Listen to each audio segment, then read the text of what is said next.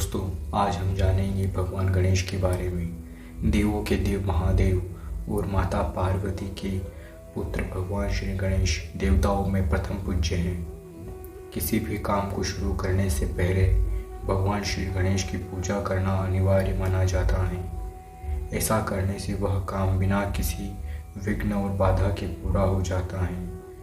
भगवान गणेश को शुभता, बुद्धि और ज्ञान का देवता माना जाता है। हम हर साल गणेश चतुर्थी के दिन भगवान श्री गणेश का जन्मोत्सव मनाते हैं। शिव पुराण में भगवान गणेश के जन्म को लेकर एक कथा है। इस कथा के अनुसार माता पार्वती ने एक बार अपने शरीर पर मैल हटाने के लिए हल्दी लगाई थी। इसके बाद जब उन्होंने हल्दी उतारी तो उससे एक सुंदर पुतला बना दिया और फिर उसमें प्राण डाल दिए। इस तरह माता पार्वती और भगवान शिव के पुत्र गणपति का जन्म हुआ। माता पार्वती जब स्नान करने जा रही थी तब माता पार्वती ने भगवान गणेश को आदेश दिया कि द्वार पर खड़े रहो और कहा कि किसी को भी अंदर मत आने देना।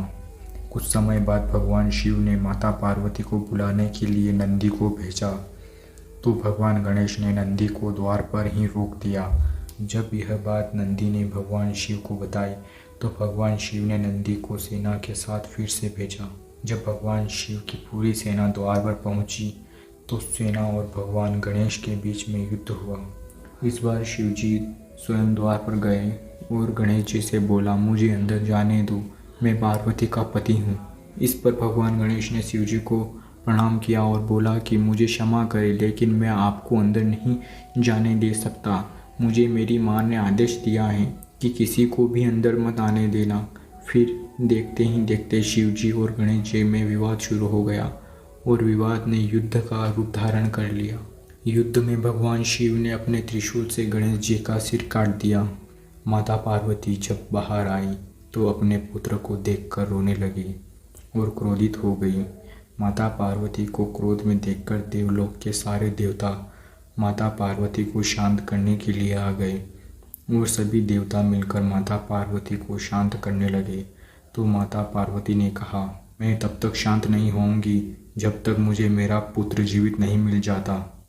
तब भगवान शिव ने गरुड़ जी से कहा, उत्तर दिशा की तरफ जाओ और जो भी माँ अपने बच्चे की ओर पीट करके सोई हो उस बच्चे का सिर लाना। और कोई भी माँ अपने बच्चे की तरफ पीट करके नहीं सोती हैं। हाथी की माँ बड़े और भारी शरीर होने के कारण अपने बच्चे की ओर पीट करके सोती हैं। तब गरुड़ जी ने हाथी के बच्चे को देखा जिसकी माँ उसकी तरफ पीट करके सोई हुई थी।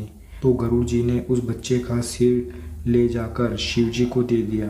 शिव जी ने इस हाथी के सिर को गणेश जी के शरीर से जोड़ दिया और प्राण डाल दिए। इस तरह से गणेश जी को हाथी का सिर मिला। माता पार्वती हाथी के सिर वाले पुत्र को पाकर भी जब खुश न हुई तो भगवान शिव ने माता पार्वती को वरदान दिया कि प्रत्येक शुभ कार्य से पूर्व लोग श्री गणेश का नाम लेंगे तथा उनका पूजन करेंगे।